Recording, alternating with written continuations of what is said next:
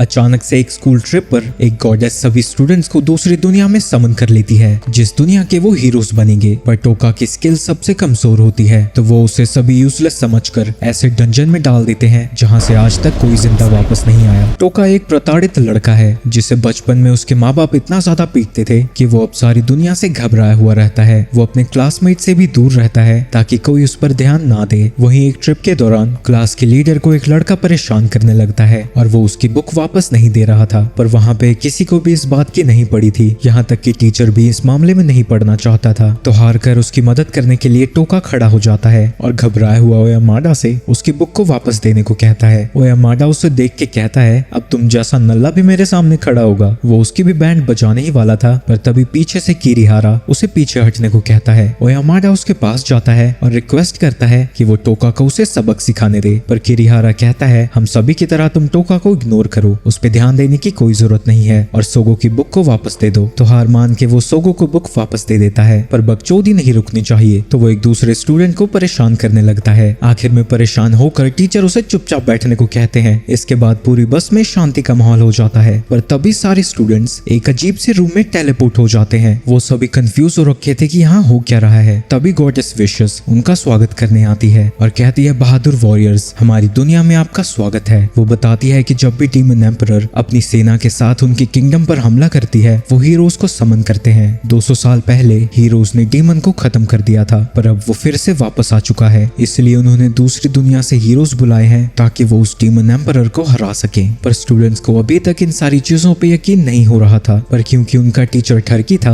वो उनसे कहता है कि अभी के लिए वो गॉडेस विशेस की बात माने। इसके आगे गॉडेस कहती है कि वो सभी चाहे तो उसकी बात नहीं मान सकते हैं, पर उन्हें ये भी जान लेना चाहिए कि इसके बाद वो वापस नहीं जा सकते। किरीहारा पूछता है, तो क्या अगर हम आपकी बात मानते हैं तो वापस हम अपनी दुनिया में जा सकते हैं? गॉडेस हाँ कहती है, पर ऐसा करने के लिए उन्हें एक स्पेशल आइटम की जरूरत होगी जो डीमन एम्परर को हराने के बाद ही मिल सकता है। ये सब सुन के ओयामाडा भड़क जाता है। वो कहता है कि इन सब चीजों से हमारा क्या लेना देना, पहले तो बिना परमिशन के तुमने हमें यहाँ बुला दिया और ऊपर से तुम अपना हुक्म भी चला रही हो। ये सुन के गॉडेस घुटनों पे आ जाती है और कहती है कि हीरोज, हमें सच में तुम्हारी मदद चाहिए, प्लीज हमारी मदद करो। सोगो कहती है कि हम तो बस ह्यूमंस हैं, हम भला आपकी मदद कैसे कर सकते हैं? पर गॉडेस कहती है कि इस दुनिया में आने के बाद तुम सभी आम ह्यूमंस नहीं बचे हो, तुम सब में पावर्स आ चुकी हैं। इसके बाद विशेस के ऑर्डर पर कुछ सोल्जर्स एक इंसान को एक मॉन्स्टर के सामने छोड़ देते हैं, जिसके बाद वो मॉन्स्टर उस प्रिजनर को खा जाता है, जिसके बाद गॉडेस उसके ऊपर अपने मैजिक से हमला कर देती है। ये सारी चीजें देखकर वो सभी डर जाते हैं और उन्हें यकीन हो जाता है कि ये कोई प्रैंक नहीं है। इसके बाद वो एक क्रिस्टल मंगवाती है जिससे वो सभी अपने हिडन स्किल्स के बारे में पता लगा सकते हैं। इसके बाद सभी स्टूडेंट्स एक एक करके अपनी पावर्स को चेक कर रहे थे और उसी के हिसाब से उन्हें रैंक दिए जा रहे थे। इस छुछुंदर को ए रैंक मिल जाता है और किरीहारा को एस रैंक और साथ ही सोगो को भी एस रैंक मिलता है। धीरे धीरे सभी स्टूडेंट्स को अपने रैंक का पता लग जाता है और अब आखिरकार टोका की बारी थी, पर उसके पास इतना कम मैजिक था कि गॉडेस उसे रैंक देने लायक भी नहीं समझती और टोका सोचने लगता है दूसरी दुनिया में भी मैं नल्ला ही हूँ। वहीं जब यासु वहाँ जाता है, उसकी एनर्जी से क्रिस्टल काला हो जाता है। गॉडेस कहती है कि ऐसा हिस्ट्री में सिर्फ एक बार हुआ है और वो डार्क हीरो सच में बहुत ज्यादा ताकतवर था और यासु को देख के लग रहा था कि अब लोगों को प्रताड़ित करने की उसकी बारी है। इसके बाद सभी लोग अपना स्टेटस चेक कर रहे थे। वहीं टोका के स्टेटस में कुछ दिखाने लायक था ही नहीं और उसे स्टेटस स्क्रीन एक ई रैंक हीरो बता रही थी। टोका जब गौर से देखता है, उसके पास एक इनहेरेंट स्किल थी। इनहेरेंट स्किल वो स्किल्स होती हैं जो कि हर हीरो के लिए यूनिक होती है। कुछ स्किल्स को तुरंत ही यूज किया जा सकता है, वहीं कुछ स्किल्स ऐसी होती हैं जिन्हें की अनलॉक करना पड़ता है। इसके बाद गॉडेस सभी को बताती है कि वो उनकी सक्सेस के लिए एक स्पेशल रिचुअल परफॉर्म करेंगे। गॉडेस सभी स्टूडेंट्स को ऊपर बुलाती है और सभी सोल्जर्स टोका को धक्का देकर नीचे लेकर जाते हैं। गॉडेस कहती है कि टोका एक ई रैंक हीरो है और पास्ट में हमेशा ऐसा होता आया है कि कमजोर हीरो स्ट्रॉन्ग हीरोज को पीछे घसीटते रहते हैं, वो बाकी हीरोज के लिए बस एक बोझ बनेगा। तो ऐसे में तुम्हें ठिकाने लगाना ही सबसे बेहतर होगा, पर ऐसे ही किसी हीरो की जान लेना ठीक नहीं होगा, तो इसलिए वो उसे एक और चांस देना चाहते हैं। तो उसे मारने की जगह तो वो उसे एक खंडर में भेज देगी। अगर वो वहाँ से जिंदा वापस आ गया तो वो इस दुनिया में जैसे चाहे वैसे जी सकता है। टोका पूछता है कि क्या वो खंडर खतरनाक है? गॉडेस बताती है कि वो ऐसी जगह है जहाँ एग्जीक्यूशन के लिए क्रिमिनल्स को भेजा जाता है। टोका किसी तरह इससे निकलना चाहता है और उसे अपनी इनहेरिटेंस स्किल के बारे में बताता है, पर गॉडेस कहती है कि एबनॉर्मल स्किल्स और स्टेटस बिल्कुल यूजलेस होते हैं, जिन्हें जैसे काम करना चाहिए वो बिल्कुल नहीं करते, और अगर वो काम करते भी हैं तब भी किसी काम के नहीं होते। टोका कहता है, एक तो तुमने मुझे बिना मेरी इजाजत के यहाँ बुलाया और अब तुम मुझे मारना चाहती हो। किरीहारा कहता है कि अब बस भी करो, तुम्हारे पास अब कोई चॉइस नहीं है। इसके बाद यासु टोका के पास आता है। उसे लगता है कि वो उसकी मदद करने आया है, क्योंकि स्कूल में टोका हमेशा उसकी मदद करता रहता था, पर नई ताकत की आने की वजह से वो भी बाकियों की तरह बुली बन चुका है और उसकी कमजोरी का मजाक उड़ाने के बाद कहता है कि तुम्हारा मरना ही बेहतर होगा। अब टोका को समझ आ चुका है कि यहाँ कोई भी उसकी मदद करना नहीं चाहता, उल्टा वो सभी खुश होंगे अगर वो मर जाए तो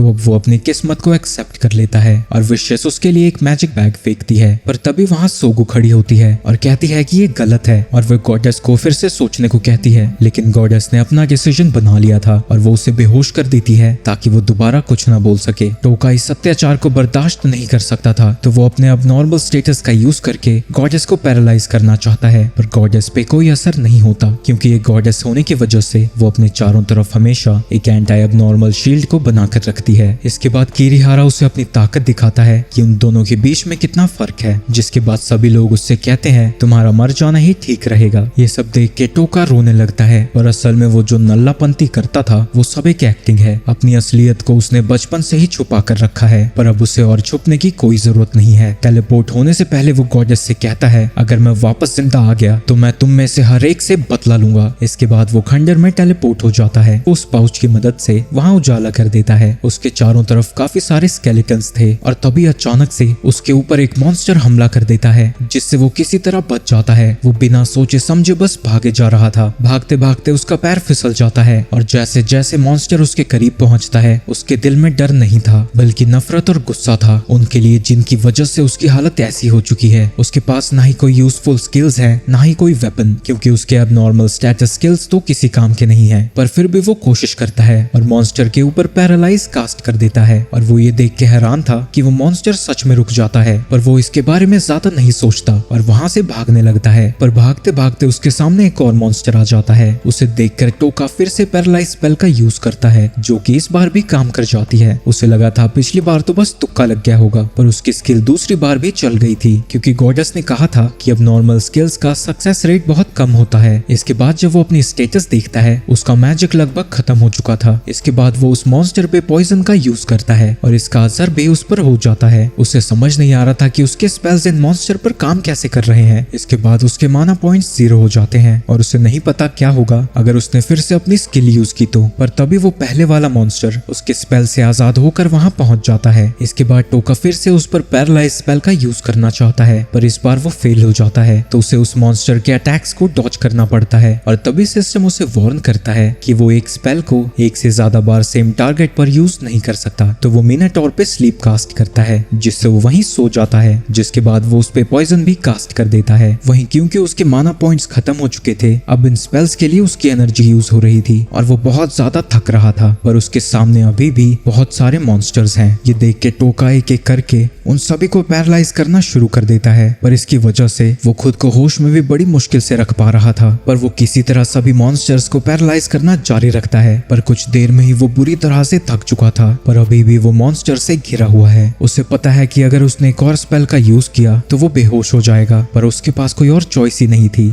जब वो स्पेल यूज करने जाता है तभी वो मॉन्स्टर जिसको उसने पहले पॉइजन किया था उसकी मौत हो जाती है। इसकी वजह से उसका लेवल अप होकर सीधा 258 पर पहुंच जाता है। इससे उसकी माना और स्टेमिना फिर से भर जाती है और वो आसानी से उन्हें पैरालाइज कर पा रहा था। और पीछे देखने के बाद उसे समझ आता है कि उस मॉन्स्टर के मरने की वजह से उसका लेवल अप हो चुका है। और जैसे जैसे वो पैरालाइज स्पेल का यूज कर रहा था उसकी पैरालाइज स्किल भी अपग्रेड हो जाती है और ऐसे ही करते करते उसे एक न्यू स्किल मिल जाती है और वो एक साथ कई सारे टारगेट्स पर पैरालाइज स्पेल का यूज कर सकता है। जिसके बाद वो पैरालाइज के साथ साथ पॉइजन स्किल का भी यूज करने लगता है, जिसकी वजह से उसका भी लेवल अप हो जाता है, जिसकी वजह से उसकी स्टेटस स्क्रीन में सारे स्टैट्स काफी ज्यादा बढ़ चुके हैं। जिसके बाद वो सारे मॉन्स्टर्स जिन्हें टोका ने पॉइजन किया था वो सभी एक एक करके मरने लगते हैं, जिससे उसके स्टैट्स और लेवल बढ़ जाते हैं। जिसके बाद वो अपनी स्लीप स्किल को भी लेवल अप करने के लिए उन सभी मॉन्स्टर्स पे उसका यूज करने लगता है और उसे लगता है कि इतनी ताकत के साथ वो रूम से तो बाहर निकल ही जाएगा और थोड़ा और लेवल अप करने के लिए वो बाकी मॉन्स्टर्स को भी खत्म करना चाहता है, पर वो सभी उससे डर के वहां से भाग जाते हैं। उन सभी के जाने के बाद टोका उस एरिया में कोई चीज ढूंढने लगता है जो कि शायद उसके काम आ सके और एक क्लोक और ब्लेड मिलने के बाद वो खंडर से बाहर निकलने का रास्ता ढूंढने लगता है। पर ढूंढते वक्त उसे याद आता है कि उसे जिंदा रहने के लिए खाना और पानी भी चाहिए, पर क्योंकि यहाँ ना ही खाना है ना ही पानी, तो वो सोचता है कि वो मॉन्स्टर्स को ही खा मिलेगा तो वो उस जगह पे वापस जाता है। वो एक मॉन्स्टर की आंख निकालता है, पर जब वो उसे खाने की कोशिश करता है उसे पता लगता है कि मॉन्स्टर की पूरी बॉडी में एसिड है, तो वो तो उन्हें खा ही नहीं सकता। तभी वो देखता है कि उसके पाउच पे लगे क्रिस्टल का रंग बदलने लगता है, जिसके बाद वो उसके अंदर और मैजिक डालता है और जब वो उसे खोलता है वो देखता है कि उसके अंदर खाने पीने की चीजें भरी हैं और आखिरकार उसे कुछ खाने को नसीब होता है। वहीं अभी के लिए तो उसे खाना मिल चुका था, पर उसे ये नहीं पता कि आगे भी उसे खाना मिलेगा या नहीं। ऐसे ही कई दिन बीत जाते हैं और अब टोका को मॉन्स्टर्स को मारने की तो आदत हो गई है और आसपास का नजारा देखकर उसे लगता है कि मैं तो मास मर्डरर ही बन चुका हूँ। इसके बाद हम उसका पास्ट देखते हैं, जब वो बचपन में अपने स्टेप डैड को मारने की बात कर रहा था, पर तभी उसके अंकल और आंटी उसे वहाँ से ले जाते हैं, जिन्होंने उसे एक नॉर्मल लाइफ दी और उसे काइंडनेस भी सिखाया और इसीलिए वो एक ऐसा इंसान बनना चाहता था जो दूसरों के दर्द को समझ सके, जैसा कि उसके अंकल आंटी थे। पर इतनी कोशिश करने के बाद भी वो वैसा नहीं बन पाया, क्योंकि इन सब को मारने के बावजूद भी उसे कुछ महसूस नहीं हो रहा। इसके बाद उसके स्टेटस स्क्रीन में हम देखते हैं कि उसका लेवल 957 तक पहुंच चुका है, जिसके बाद वो फिर से मॉन्स्टर्स को मारता हुआ खंडर में और आगे बढ़ता जाता है। कुछ दूर जाने के बाद उसे एक रूम का दरवाजा दिखता है। वो अपने मैजिक से उस दरवाजे को खोल देता है, जहाँ 2 लोगों के स्केलेटन्स पड़े थे। टोका उनकी आत्मा की शांति के लिए प्रे करता है और उनके पास से उसे एक जेम्स का बैग मिलता है। उसे लगता है कि ये शायद ऊपर जाकर उसके काम आए, इसलिए वो उसे लेकर वहाँ से चला जाता है। ऐसा करते करते वो 24 रूम्स को एक्सप्लोर कर चुका था, जिसके बाद जब वो 25वें रूम पर पहुंचता है, वहाँ एक और स्केलेटन था जिसके पास एक लेटर है, जिससे उसे पता लगता है कि वो स्केलेटन एंगलन द ग्रेट सेज है, जो कि डार्कनेस का पहला हीरो था, जिसे विशस ने कहा था कि वो सभी हीरो से सबसे ज्यादा स्ट्रॉन्ग था। उस नोट में लिखा था कि गॉडेस ने जबरदस्ती उसे यहाँ भेज दिया जब उसे लगा कि एंगलन उसके कोई काम का नहीं बचा, और वो भले ही इतना ताकतवर था कि यहाँ तक पहुंच गया, पर वो भी इससे बाहर नहीं निकल पाया। तो इसलिए उसने ये नोट लिखा है ताकि अगर कोई यहाँ तक पहुंच सके तो वो उसकी मदद हो जाए। विशस ने भले ही कहा हो कि डीमन एम्परर इविल है, पर टोका की नजरों में वो भी बहुत बुरी है, पर वो उससे ज्यादा अच्छा भी नहीं है, क्योंकि उसका गोल ही उससे बदला लेने का है और उसे कोई फर्क नहीं पड़ता अगर उसे अपने बदले के लिए पूरी दुनिया को ही तबाह करना पड़े। उसे एंगलन के बैग में से फॉरबिडन आर्ट्स की एक बुक मिलती है, जिसके अंदर मेडिसिन और मैजिक टूल्स को बनाने के स्टेप्स लिखे हैं, और हीरो एंगलन ने एक नोट में अपने सारे सामान को लेने की परमिशन भी दी है। उसे फॉरबिडन मैजिक का एक स्क्रोल भी मिलता है, पर वो उसे पढ़ नहीं पा रहा था। पर टोका को लगता है कि अगर डार्क हीरो ने उसे यहाँ तक छुपा कर रखा है तो ये जरूर पावरफुल स्पेल होगा और शायद वो इससे गॉडेस को भी हरा सके। तो वो स्क्रोल को भी रख लेता है ताकि बाद में वो उसे डिसाइफर कर सके। वो वहाँ से जा ही रहा था, पर जाने से पहले वो एंगलन का क्लोक छीन लेता है, क्योंकि पहले वाले से वो ज्यादा कूल था। इसके बाद वो फिर से उसकी बुक को देखता है, पर इस बार उस पे खून से लिखा हुआ था कि सोल ईटर से सावधान रहना, और इससे टोका को लगता है कि शायद वो सोल ईटर ही था जिसने एंगलन की जान ली। इसके बाद टोका जब वहाँ से आगे जाता है, उसे सामने एक दरवाजा दिखता है, पर उसे खोलने के लिए उसे उस शेप की चीज वहाँ डालनी होगी। तो टोका उसे ढूंढने के लिए वहाँ से चला जाता है, और फिलहाल टोका का लेवल 1200 से भी ऊपर पहुंच चुका है। वो कहता है कि वो जितना लेवल अप हो सकता था उतना वो कर चुका है, और उससे उम्मीद है कि इतनी ताकत सोल ईटर को हराने के लिए काफी होगी। इसके बाद टोका को एक अजीब सा फेस दिखता है और उसे यकीन है कि यही सोल ईटर होगा। टोका उसे पैरालाइज करने की कोशिश करता है, पर जैसे ही वो बाहर आता है वो फेस उसके ऊपर लेजर शूट कर देता है। यहाँ पर आने पर यह पहली बार था कि किसी चीज ने टोका को अपनी स्किल का यूज करने से रोका हो, पर वो इसे बिना हराए कहीं जा भी नहीं सकता था, क्योंकि इसके माथे पर वाला जेम इसे दरवाजा खोलने के लिए चाहिए। अपनी स्किल को एक्टिवेट करने के लिए उसे ऊंचा बोलना होता है और अपने एनिमी से सर्टेन डिस्टेंस पर होना होता है, पर वो सोल ईटर उसके स्पेल को एक्टिवेट करने से पहले ही उस पर हमला कर देता है। तो उसे समझ नहीं आता कि वो करे क्या, पर तभी सोल ईटर दीवार को तोड़कर बाहर आ जाता है और अब उसके पास लड़ने के अलावा कोई चॉइस नहीं है। वहीं इस खंडर के बाहर एक लड़की है जो कि किसी से बचकर भाग रही है। वो सोल ईटर अपना मुंह खोलकर कोई चीज बाहर निकालता है, उससे 2 लोग बाहर आते हैं और वो उन लोगों के रेप्लिकास होते हैं जिन्हें उस सोल ईटर ने मारा होता है, और ये सब कुछ उसके लिए बस एक एंटरटेनमेंट है। वो सभी टोका पर हमला करने जाते हैं तो वो उन्हें पैरालाइज कर देता है, पर वो उन पे पॉइजन का यूज नहीं कर सकता था, क्योंकि अब वो भले ही ऐसे दिख रहे हो पर वो है तो ह्यूमंस ही। वहीं सोल ईटर ये सब एंजॉय कर रहा था। टोका उस पर हमला भी नहीं कर सकता था क्योंकि वो रिएक्ट बहुत तेजी से करता है। टोका रोने लगता है और कहने लगता है कि वो आखिर क्या करे, वो इतना नहीं गिर सकता कि वो ह्यूमंस पर भी हमला कर दे। और जब सोल ईटर उसे देख के एंजॉय करने लगता है, टोका कहता है मैं तो नाटक कर रहा था रे, और उसे पैरालाइज कर देता है। उसे पता था कि वो सोल ईटर को पैरालाइज तभी कर सकता है जब उसका ध्यान बटा होगा। इसके बाद सोल ईटर नीचे गिर जाती है और टोका उससे पूछता है तो मेरी एक्टिंग तुम्हें कैसे लगी, और वो उससे कहता है कई सालों तक मैंने अच्छा बनने की कोशिश की, एक्टिंग करते करते तो मैं खुद ही भूल गया कि असल में मैं कैसा हूँ। आगे वो सोल ईटर पे पॉइजन स्किल का यूज करता है। मैं सालों तक एक बैकग्राउंड कैरेक्टर की तरह बना रहा, पर अब वो नाटक बंद हो चुका है। और भले ही ये ह्यूमंस जैसे दिखते हो, पर ये सभी मॉन्स्टर्स हैं जो कि तुम्हारी कठपुतली बन चुके हैं और ये लोग मुझे मारने आ रहे थे। तुम्हें सच में लगा मैं इन्हें मारने में हिचकिचाऊंगा? जिसके बाद वो उन सभी पर पॉइजन स्किल का यूज कर देता है, जिसके बाद उसकी पॉइजन स्किल लेवल 3 पर पहुंच जाती है। जिसके बाद वो उन सभी पर स्लीप स्किल का यूज करता है और जब वो सभी मर जाते हैं उसका लेवल काफी ज्यादा बढ़ जाता है और जो सोल ईटर ने खाए थे वो सभी आखिरकार उससे बाहर आ जाते हैं और वो सभी टोका के सामने आकर उन्हें फ्री करने के लिए उसका शुक्रिया अदा करते हैं और कहते हैं कि जब वो रूम्स में घूम रहा था वो सभी उसके लिए चेयर कर रहे थे और उन्हें कोई फर्क नहीं पड़ता कि उसने उनका सामान चुराया है। तभी डार्क हीरो उसके सामने आता है और वो टोका को कहता है कि वो गॉडेस को हराए और उन सभी का बदला ले। इसके बाद वो सभी वहां से चले जाते हैं और टोका बिना किसी कंपनसेशन के किसी की कोई मदद नहीं करना चाहेगा, पर वो तो वैसे भी गॉडेस को हराने ही वाला था, तो वो उनकी रिक्वेस्ट को एक्सेप्ट कर लेता है। जिसके बाद वो क्रिस्टल से दरवाजा खोलकर वहां से बाहर निकल जाता है।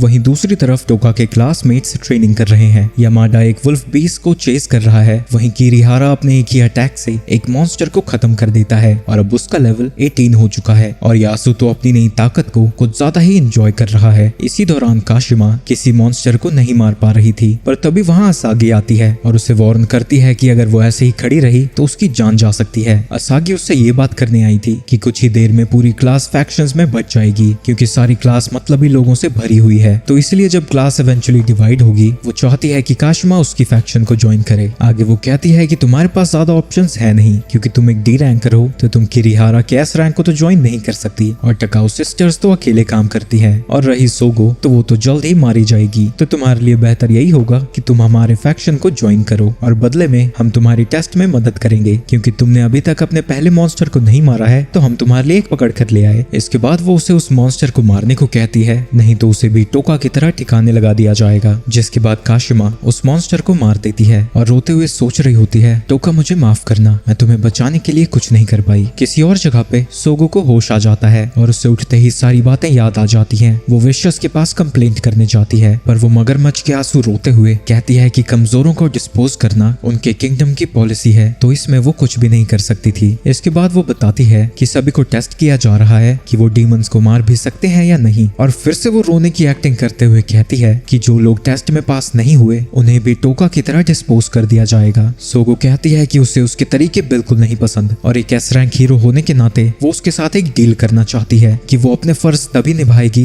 जब वो उन्हें नहीं मारेगी जो डीमंस को नहीं मार सकते। गॉडेस इस डील के लिए मान जाती है। वहीं जंगल में एक लड़की कुछ लोगों से बचकर भाग रही है और जिनसे वो भाग रही है वो 4 हट्टे कट्टे मुश्तंडे हैं। टोका खंजर से बाहर आकर अपने स्टेटस को चेक करता है। उसे पता चलता है कि वो पैरालाइज और पॉइजन के इफेक्ट को अपने हिसाब से सेट कर सकता है, तो इस चीज को टेस्ट करने के लिए वो डीमंस को ढूंढने लगता है। आगे जाने पर वो देखता है कि कुछ बड़े से स्लाइम्स एक छोटे से स्लाइम को परेशान कर रहे थे, पर वो इतुसा स्लाइम सभी को पीछे ढकेल देता है। जिसके बाद टोका सभी को पैरालाइज कर देता है और फिर पॉइजन का भी यूज कर देता है। जिसके बाद वो अपनी नई स्किल का यूज करके उन सभी पे से पॉइजन के इफेक्ट को हटा देता है। जिसके बाद वो सभी स्लाइम वहां से डर के भाग जाते हैं। इसके बाद वो छोटे स्लाइम के पास जाता है और कहता है कि तुमने उन सभी का सामना करके बहुत अच्छा काम किया और फिक्र मत करो, मैं तुम्हें नहीं मारूंगा। जिसके बाद वो अपनी स्किल को हटाकर वहां से जाने लगता है, पर वो स्लाइम उसका पीछा शुरू कर देता है, तो टोका उसे अपने साथ ले जाने का डिसाइड कर लेता है। वो स्लाइम टोका की हुडी में बैठ जाता है और टोका उसे पीछे नजर रखने को कहता है। टोका उस बुक में ऐसे मेडिसिन के बारे में पढ़ रहा था जिससे वो डीमंस को और ज्यादा स्ट्रॉन्ग बना सके, लेकिन इससे पहले कि वो स्लाइम को स्ट्रॉन्ग बनाता वो उसे बताता है कि जो वो करने जा रहा है वो बहुत खतरनाक है। जिन्होंने उसके साथ गलत किया है वो उनसे बदला लेना चाहता है, तो स्लाइम इन खतरों को जानने के बाद भी अगर उसके साथ जाना चाहता है तभी उसके साथ रहे। ये सुन के वो स्लाइम ग्रीन हो जाता है। जिसके बाद टोका उसका नाम पिगी मारू रखता है। वो लड़की सेंस करती है कि होली वॉचर्स अभी भी उसका पीछा कर ही रहे हैं, तो ना चाहते हुए भी उसे अपना स्पिरिट कॉन्ट्रैक्ट एक्टिवेट करना पड़ता है। वो पेमेंट के तौर पर अपनी स्लीप ऑफर करती है और खुद को ट्रांसफॉर्म कर लेती है। वहीं जब होली वॉचर्स वहां पहुंचते हैं उन्हें पता लगता है कि वो उस लड़की को नहीं बल्कि टोका को ट्रैक कर रहे थे। वो आसानी से उसे छोड़कर जा सकते थे, पर वो हराम के पिल्ले थे। उनमें से एक कहता है कि वो अपने सभी वैल्यूबल्स नीचे गिरा दे ताकि वो उसकी जान को बख्श दे, पर दूसरा कहता है कि वो फिर भी उसे मार देगा क्योंकि ऐसा करने में मजा आएगा। वहीं ये सब देखकर टोका डरने की एक्टिंग करने लगता है। वहीं उन सभी की बहस छिड़ जाती है कि वो उसके साथ क्या क्या करेंगे। मौका देखकर धीरे धीरे टोका पीछे होने लगता है। एक बंदा ये नोटिस कर लेता है और उसे वहीं रुकने को कहता है। टोका अभी भी डरने की एक्टिंग कर रहा था, पर असल में वो पीछे इसलिए हुआ था ताकि वो उन सभी पे एक ही साथ स्पेल का यूज कर सके। और जब बैगन उस पर हमला करने जाता है, वो उसके साथ साथ सभी को पैरालाइज कर देता है और वो सोचता है कि उसकी स्किल तो ह्यूमंस पर भी काम करती है। लगता है गॉर्जस में ही कुछ स्पेशल है। जिसके बाद वो उन सभी पर पॉइजन का यूज करके उन्हें मार देता है। तभी टोका को एक और इंसान की प्रेजेंस फील होती है और उस लड़की को भी टोका की प्रेजेंस फील होने लगती है। टोका पेगीमारू को भेजकर उस लड़की का ध्यान भटका देता है और मौका देखकर उसे भी पैरालाइज कर देता है। टोका कहता है कि वो उसे इविल नहीं लग रही है, तो इसीलिए वो उससे बात करना चाहता है। टोका उससे कहता है कि वो यहाँ का नहीं है और ना ही इस जगह के बारे में उसे कुछ पता है और उससे पूछता है कि क्या वो इस जगह के बारे में उसे इन्फॉर्मेशन दे सकती है। वो लड़की पूछती है कि उन चारों का क्या हुआ, क्या वो तुम्हारे दोस्त थे? नहीं। जिसके बाद टोका उसके मुंह पे से स्पेल हटा देता है ताकि वो ढंग से बोल सके, पर क्योंकि वो अभी भी उस पर भरोसा नहीं करता था तो उसकी बॉडी अभी भी पैरालाइज रखता है। जिसके बाद उस लड़की के पूछने पर टोका बताता है कि उसने अकेले ही उन चारों को मार दिया है। वो लड़की कहती है कि मुझे तुम पर यकीन है क्योंकि तुम्हारी बात में मुझे जरा भी झूठ महसूस नहीं हुआ, और क्योंकि टोका ने उन्हें मारकर उसकी जान बचाई थी तो वो उससे कहती है कि वो उसके सभी सवालों का सही जवाब देगी। टोका उससे काफी सारे सवाल पूछता है और उसे पता लगता है कि जिस जगह पे वो है वो तो एलियन है भी नहीं, वो फिलहाल किंगडम ऑफ अल्जा में है, यानी गॉर्जस किसी और के किंगडम में उसे डिस्पोज कराई थी। इसके बाद टोका उसे फॉरबिडन स्क्रोल का पेज दिखाता है और उससे पूछता है कि क्या वो इसे समझ सकती है, पर वो लड़की भी उसे पढ़ना नहीं जानती थी, पर वो किसी को जानती है जो शायद इसे समझ सके और वो टोका को विच ऑफ टैबूज के बारे में बताती है। कहा जाता है कि उसे फॉरबिडन चीजों की नॉलेज थी, इसी वजह से लोगों ने उसे भगा दिया और अगर टोका उससे मिलना चाहता है तो उसे land of golden eyed monsters में जाना होगा, पर वो इलाका बहुत ज्यादा खतरनाक है जो कि इस कॉन्टिनेंट के सेंटर में है। आगे टोका कहता है कि हमारा हिसाब पूरा हुआ तो मैं यहाँ से जा रहा हूँ, क्या तुम्हारे लिए ये ठीक है? वो लड़की अग्री करती है और उसे देख के टोका को अपने आंट की याद आती है क्योंकि वो भी उसकी तरह सच ही बोलती थी। जाते वक्त वो उससे कहता है कि वो थोड़ी देर में ही फ्री हो जाएगी, पर वो उसकी सेफ्टी की गारंटी नहीं लेगा। जाते वक्त पेगीमारू उसे रोकता है, पर टोका उससे कहता है कि वो सभी को मारना नहीं चाहता और इसकी कोई गारंटी नहीं है कि फ्री होने के बाद वो उस पर हमला नहीं करेगी और उससे पीछे ध्यान रखने को कहता है। इसके बाद हमें पता चलता है कि वो नया किंगडम की प्रिंसेस है और उस किंगडम के हारने के बाद उसके सर पे बहुत बड़ी बाउंड्री रख दी गई है। इसके बाद टोका एक टाउन के गेट पर पहुंचता है जहां गार्ड उससे पूछता है क्या वो मिल सिटी के रून्स को कॉन्कर करने आया है। टोका को इन सभी चीजों का पता नहीं था तो वो हाँ कर देता है और कहता है कि वो छोटे से विलेज से आया है तो उसे ज्यादा चीजें नहीं पता है। उसकी स्टोरी उसे कन्विंसिंग लगती है और क्योंकि गार्ड्स को ऑर्डर दिया गया है कि वो जितने मर्सनरीज को हो सके अंदर जाने दे तो वो उसे अंदर जाने देते हैं। इसके बाद वो शहर के अंदर जाकर अपना नाम बदल के एक होटल में रूम ले लेता है। आगे वो शाम को इन्फॉर्मेशन इकट्ठा करने के लिए बाहर निकलता है। एक रेस्टोरेंट में पहुंचता है जहां लोग नशे में आकर जोर जोर से बातें कर रहे थे कि नाइट्स में से सबसे स्ट्रॉन्ग कौन है। डिस्कशन के बाद सभी लोग अग्री करते हैं कि सबसे स्ट्रॉन्ग तो ब्लैक ड्रैगन नाइट्स हैं जिन्होंने होली किंगडम निया को तबाह करके रख दिया और उनके 5 नाइट्स ही किसी देश की आर्मी के बराबर हैं क्योंकि उनके पास दुनिया का सबसे ताकतवर ह्यूमन और एक हीरो किलर भी है।